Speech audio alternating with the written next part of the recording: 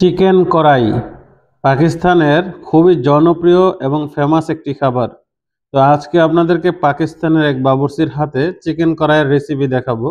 তো সে প্রথমে তেল দিল, তেলের মাঝে পেঁয়াজ ভেজে তারপর এখানে টমেটো, কাঁচামরিচ এগুলাকে ব্লেন্ডার করে নিয়েছে।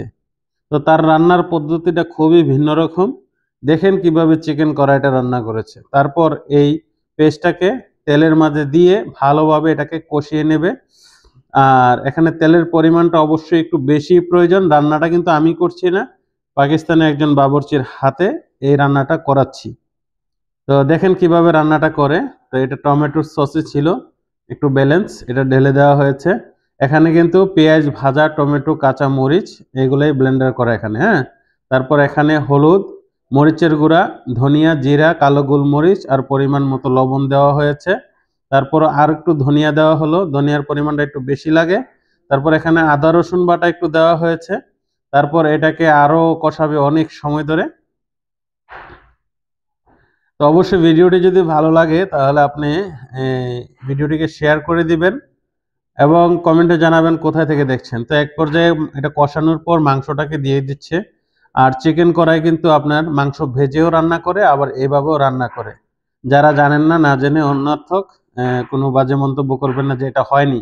এটা কিন্তু আমি রান্না করছি না, ওদের দেশের খাবার, ওদের দেশের বাবুর্চি দিয়ে করাচ্ছি। আপনাকে দেখাবো, বাবুর্চির চেহারাও দেখতে পারবেন।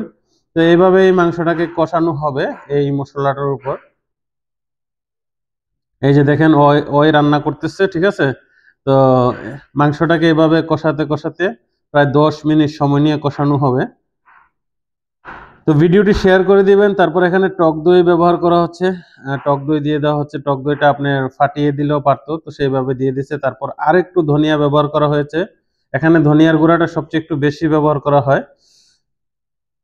তারপর এখানে একটু জিরা দেওয়া হয়েছে, জিরা পাউডার দিয়ে আবারও এটাকে কষানো হবে। এক কথা এখানে কোনো প্রকার পানি ব্যবহার করা হবে না, জাস্ট এই পেস্টের ভিতরেই যা আছে তা দিয়ে কিন্তু মাংসটাকে রান্না করা হবে। তো দেখেন চিকেন কড়াই। তো আপনাদের উদ্দেশ্যে ভিডিওটি শেয়ার করেছি। অনেকেই এই খাবারটা পছন্দ করেন। তো আমি প্রথমেই বলি এই খাবারটা কিন্তু ভিন্ন রকমও রান্না করা যায়। ধনিয়া দিয়ে দিল, তারপর ধনিয়া দিয়ে আবারও এটা কষায় নেওয়া হচ্ছে। তো যাই হোক, এই রান্নাটা আমি যদিও নিজে করলে অনেক বাংলাদেশিরা ভুল ধরতেন, সেজন্য আমি একজন পাকিস্তানিকে দিয়ে রান্নাটা করালাম। কারণ এর আগে আমি একবার করেছিলাম, অনেকে অনেক মন্তব্য করেছেন। আসলে রান্নার কোনো শেষ নাই। একটা দেশে একটা রান্নাকে অনেক রকম ভাবে রান্না করা যায়। এখন আপনি যদি মনে করেন আপনি যেটা রান্না করছেন সেটাই বেস্ট, এটা ভুল। ভিডিওটি ভালো লাগলে শেয়ার করে দিন। ধন্যবাদ।